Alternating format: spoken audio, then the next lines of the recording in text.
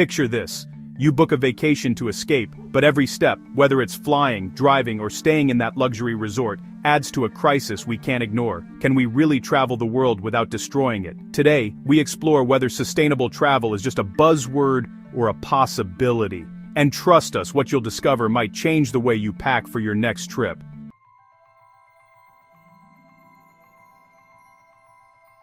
Welcome back to Eco Travel Quest. If you love exploring the world but feel conflicted about its environmental impact, you're not alone.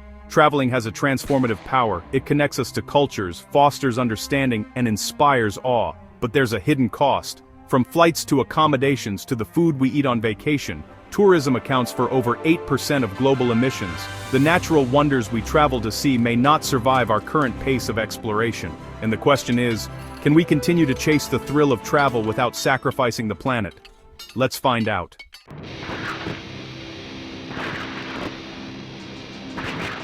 First, let's talk about emissions. Aviation is one of the fastest-growing sources of greenhouse gases. A single long-haul flight can generate more carbon emissions than the average person produces in an entire year in some countries. And it's not just planes. Cruise ships burn immense amounts of heavy fuel, releasing sulfur dioxide and particulate matter that harm both human health and the environment. Even green transportation methods like electric cars or buses have their own environmental footprints, depending on the energy source. The bottom line, getting from point A to point B is rarely impact-free.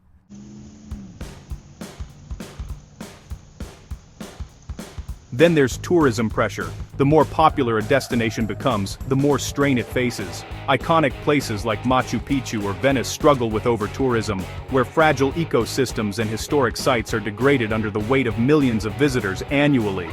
Even eco-conscious travelers contribute to this.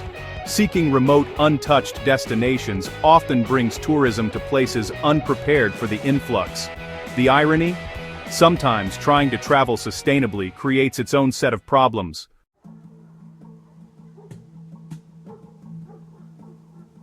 And let's not forget greenwashing, the practice of misleading consumers into thinking a service or product is environmentally friendly. For example, many hotels claim to be eco-friendly simply by asking you to reuse towels, while continuing to waste resources in other areas. The problem is, we, as travelers, often don't know whether these claims are genuine or just clever marketing. As sustainable tourism grows in popularity, so do these questionable practices.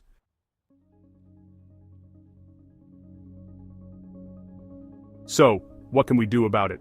Well, there are realistic solutions, but they come with their own set of limits. One approach is to support local economies by choosing locally owned accommodations and tour operators. This not only ensures that more money stays within the community, but also promotes cultural preservation. Another solution is to travel during off-peak seasons to reduce the burden on popular destinations. However, this might not always be feasible for everyone. Additionally, we can offset our carbon footprint by supporting reforestation projects or renewable energy initiatives. Yet, it's crucial to be aware that offsetting should not be a substitute for reducing emissions in the first place. Ultimately, sustainable travel requires a balance. It's about making informed choices and understanding that every action has an impact. While we may not be able to travel perfectly sustainably, every small step helps.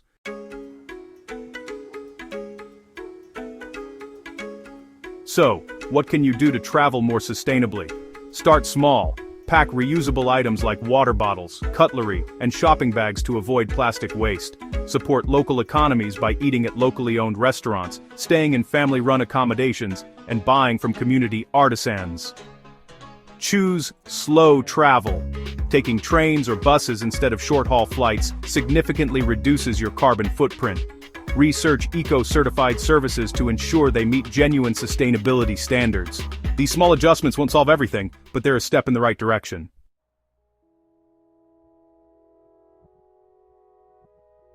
But here's the hard truth. Small actions alone aren't enough. While personal responsibility is vital, the scale of the problem requires systemic change. Take carbon offsets as an example. Many airlines offer them, but critics argue they're more of a guilt reliever than a real solution, often funding projects that don't have long-term environmental impacts. Likewise, limiting single-use plastics is important, but it won't address the massive emissions produced by transportation. The question is, are these measures enough, Or are they simply buying time while the larger issue, unsustainable travel practices, remains unaddressed?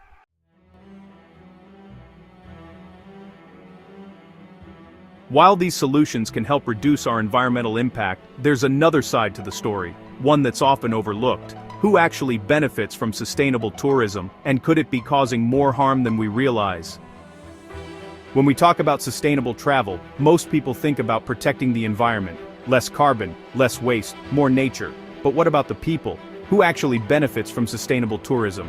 Many so-called sustainable travel experiences are owned by international corporations. While travelers pay a premium to reduce their footprint, the reality is that much of that money never reaches local communities. So, are we really helping? In some cases, local businesses struggle to compete with large eco-resorts that brand themselves as sustainable, while consuming massive amounts of resources, making it even harder for small enterprises to thrive.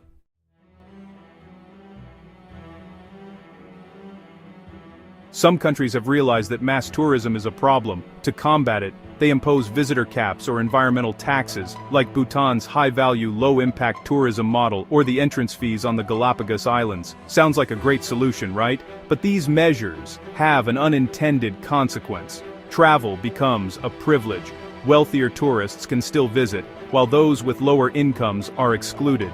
Is that really the answer? And if locals depend on tourism for their income, restricting visitor numbers might mean fewer job opportunities, forcing some to seek alternative, often less sustainable ways to earn a living.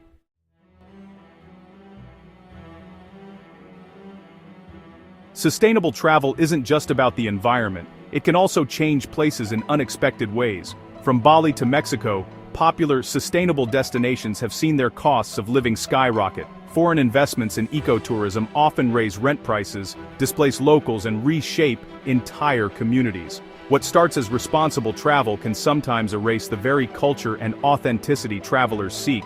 This phenomenon, known as eco-gentrification, means that sustainable tourism can sometimes do more harm than good, creating a polished version of a place that exists more for visitors than for the people who call it home. So, here's the big question. Is sustainable travel truly sustainable, not just for the planet, but for the people? Or do we need to rethink travel altogether? That brings us to the next section. What does the future of sustainable travel look like?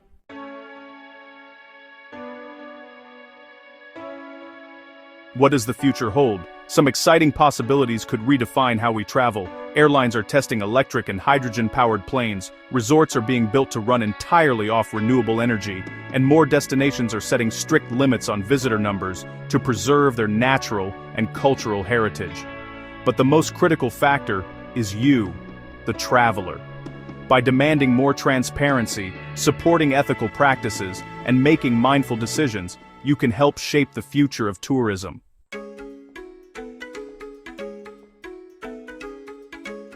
Sustainable travel may seem like an impossible dream, but every step counts. From small actions to demanding systemic change, we all play a role in protecting the planet we love to explore.